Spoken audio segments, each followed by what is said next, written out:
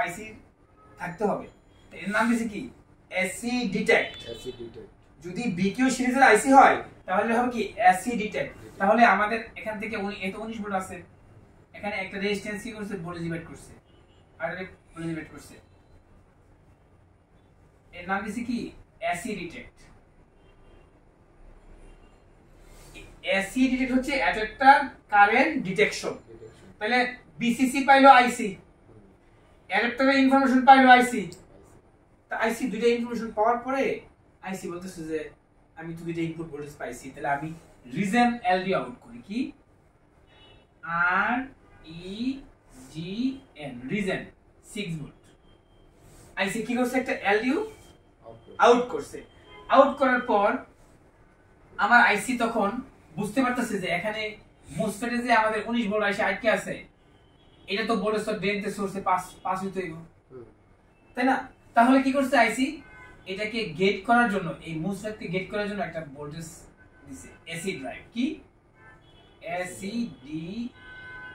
আর V AC drive. AC drive সিগন্যালটা হচ্ছে এটাকে ড্রাইভ করার জন্য কত ভোল্টেজ থাকবে বলেন? এসি ড্রাইভ 6 না, এসি ড্রাইভটা এখানে মোসফেটের উপর ডিপেন্ড করবে। এই মোসফেটে যদি এন চ্যানেল হয় তাহলে কি হাই ভোল্টেজ, ইনপুট কত 19 ভোল্টেজ, আর এর থেকে মিনিমাম 5 থেকে 6 ভোল্টেজ, তাহলে আমাদের 25 ভোল্ট এখানে কত এটা কি করলো গেট করলো। যখনই গেট পারমিশন পাইছে মোসফেট বুঝতে পারছে যে আমি সুইচ করার অনুমতি পাইছি, তখন সে এখানে 19 থেকে কি করছে ড্রেন থেকে কি করছে সোর্সে 19 আউট করে দিয়েছে। তা ড্রেন থেকে সোর্সে আউট হইছে, কখন আউট হইছে যখন আইসি কি করছে গেট করছে, অনুমতি দিছে আর কি গেট করছে। যখন এখানে আসছে পরেই আমাদের এই মোসফেটে ড্রেনে চলে আসছে, কত আসছে 19। তা এখানে ড্রেন থেকে সোর্সে আসা মানেই তো এখানে চলে আসবে, লাইন তো একটা নাকি ড্রেনে। এবার ড্রেনে এসে সে কি করতেছে ওয়েট করতেছে কার জন্য বলেন তো? এই মোসফেট কি করছে গেট করে নাই, গেট করছে। হ্যাঁ, তারও কি দরকার, আরো একটা গেট দরকার 100%। তাহলে আমরা এখানে তো আমাদের 25 আছে নাকি, এখানে এসি ড্রাইভ সিগন্যালটা কত ভোল্টেজ 25 ভোল্ট, তাই না? 25 ভোল্ট কে বুস্ট করছে আইসি। আইসি পাইছে কত 19 পাইছে, কত পাইছে 19 পাইছে না? 25 কিভাবে দিল? আইসি সেভাবে প্রোগ্রাম করা তার বুস্ট করার ক্ষমতা রাখে, রাইট? হ্যাঁ, তো সো আইসির ভিতরে তো আমাদের ট্রানজিস্টর আছে, ক্যাপাসিটর আছে, রেজিস্ট্যান্স আছে, ডায়োড আছে। সো আইসি যে কোনো সময় ভোল্টেজ কি আপ এন্ড লো করতে পারে, হাই এবং লো করতে পারে। সো এইজন্য আমরা এখান থেকে আমরা যদি এটাকে গেট করে দেই, তাই না বিষয়টা? তাহলে কি হলো বিষয়টা যে আমার আবার ড্রেন থেকে যে 19 আবার কি করলো সোর্সে ট্রান্সফার হয়ে গেল। তো এখানে কত আসছে 19 আসছে। এখানে সোর্সে আসা মানেই তো আমাদের লাইনে 19 এসে পড়ছে, এখানে আসা মানে আমার সিএলআর এসে পড়ছে, সিএলআর এখানে আসা মানে একটু লিমিট করছে, সামনে পাস করছে নাকি, আবার এখানে কত আসছে 19 এসে পড়ছে। আইসা পড়ছে মানে এখানে কি আসছে বি প্লাসে 19 এসে পড়ছে নাকি। এখানে আমাদের এই মোসফেটের এটা ড্রেন, কি এটা ড্রেন, এখানে কত আসছে 19 আসছে। এরপর ওদিকে যাবে না, কারণ আমাদের এই মোসফেটে কি করছে, এটা হচ্ছে আমাদের ব্যাটারি কানেক্টর। কি এটা কি battery connector, bat B A T battery connector. এই ব্যাটারি কানেক্টরে আমাদের যখন আমরা ব্যাটারি লাগাই তাহলে আমাদের ব্যাটারিটা থাকে কত ভোল্টেজ থাকে 12 11 14 হোয়াটএভার, মানে একটা ভোল্টেজ থাকে। সো এই ভোল্টেজটা কি এটা হচ্ছে প্লাস আর এটা কি মাইনাস। তাহলে এই প্লাস দিয়ে যখন ভোল্টেজটা যাবে এখানে আমার আসতে হবে, কখন আসতে হবে যদি কোনোদিন আমার চার্জার না থাকে তখন ল্যাপটপ কি দিয়ে চলে ব্যাটারি। তাহলে আমার এই ব্যাটারি ভোল্টেজ কি করে সুন্দর করে এখানে এটা সোর্সে আসবে, কি আর এটা কি এটা হলো গেট, ঠিক আছে? তাহলে যদি আমার সোর্সে যদি আমার ভোল্টেজ আসে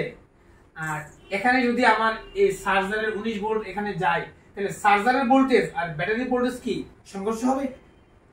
হবে কি না? তাহলে আমরা বেসিক কম্পোনেন্টে কি পড়ছিলাম যে ডায়োড হচ্ছে কয় প্রকার, 2 প্রকার। এর মধ্যে একটা হচ্ছে রিভার্স বায়াস আর একটা হচ্ছে কি ফরওয়ার্ড বায়াস। তো আমাদের ফরওয়ার্ড বায়াসটা আমরা কখন লাগাবো আর রিভার্স বায়াস কখন লাগাবো, এই হচ্ছে সেই এখানে একটা শিখার বিষয়। ধরেন আমরা মাল্টিপ্লাগ থেকে একটা চার্জ দিছি, কি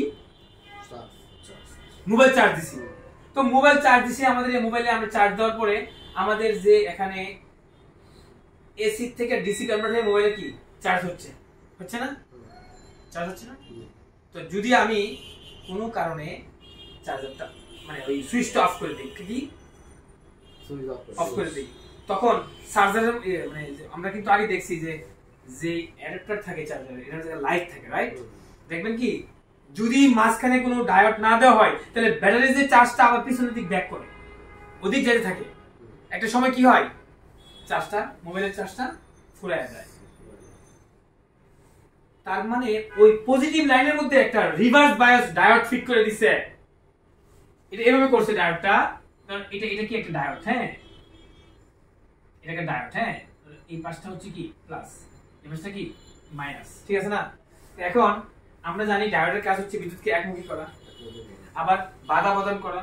আবার এসি থেকে ডিসি কনভার্ট করা তো এখন এই যে পজিটিভ যে লাইনটা এটা যদি মনে করেন আপনি এদিক যাবেই কিন্তু এখানে যদি ডায়োড না থাকে তাহলে এই লাইনটাও কি করবে ওদিকে ব্যাক নিবে ওই ব্যাটারিতে তখন কি হবে আমার এখানে চার্জ গুলো সম্পূর্ণ চার্জ তো হয়েছিল মোবাইল আবার ব্যাক নিয়ে নিবে এইজন্য কি করছে মাঝখানে একটা ডায়োড দিছে এটা দিছে কি রিভার্স বায়াস রিভার্স উল্টা মানে রিভার্স বায়াসের কাজ হচ্ছে বাধা দেওয়া তো ওদিকে যাইতে নিবে তখন এই ডায়োড আমার কাজ করবে এখন কি করবে বাধা দিয়ে রাখবে কথা বুঝতে পারছেন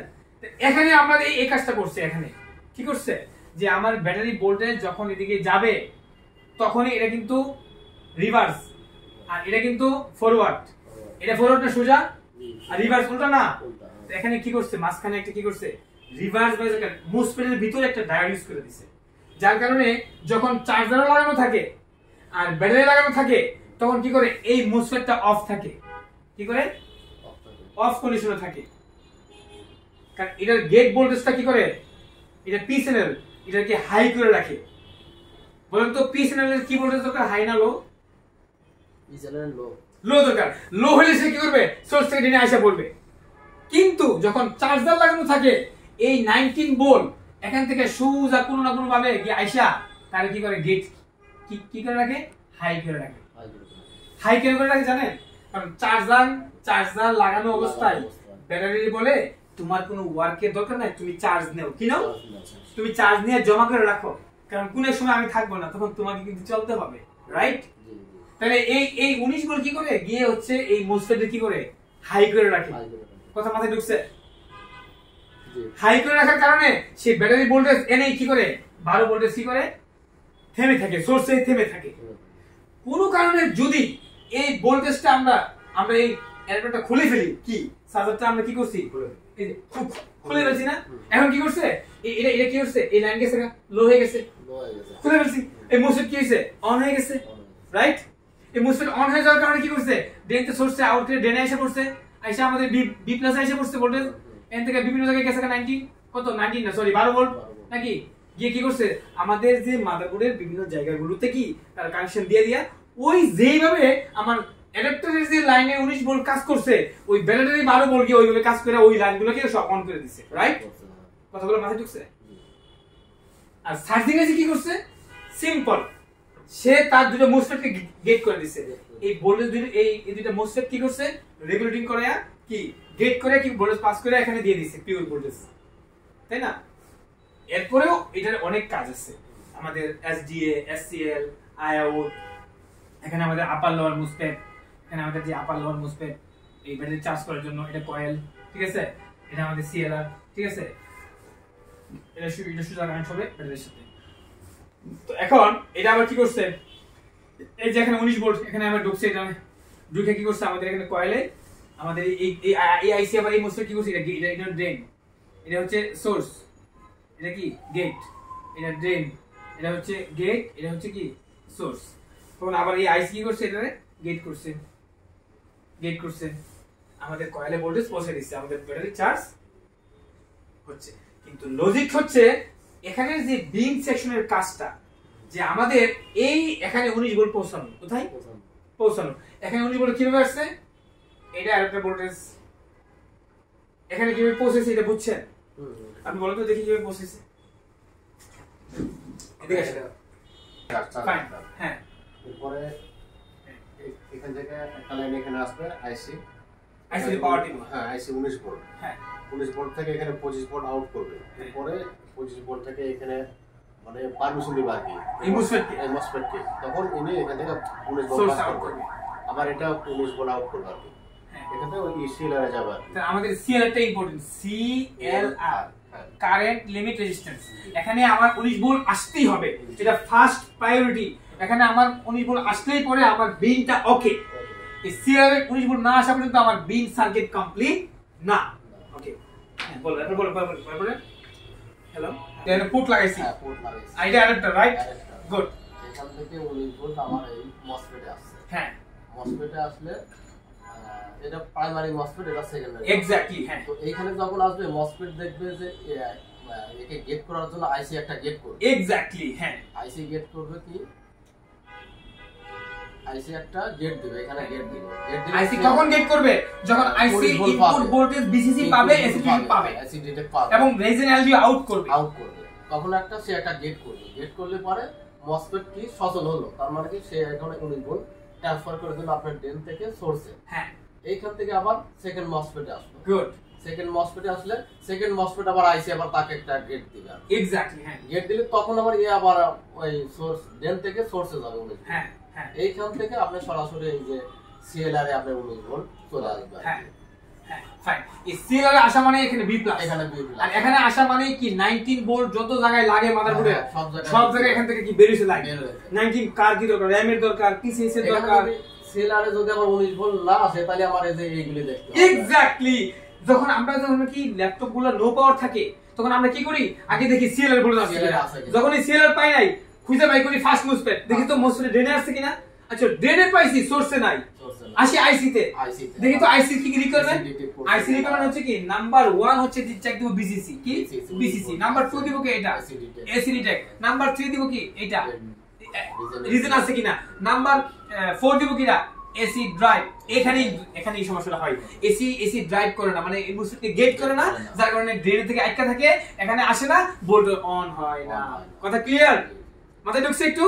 ভালোভাবে ঢুকছে এবং এটাকে 2 থেকে 3 দিন প্র্যাকটিস করলে এবং এটার ভিডিও আমার চ্যানেলে দেওয়া আছে একদম ব্রেন ক্লিয়ার হয়ে যাবে ইনশাআল্লাহ হ্যাঁ প্র্যাকটিস করতে হবে তাই না বিষয়টা ভাই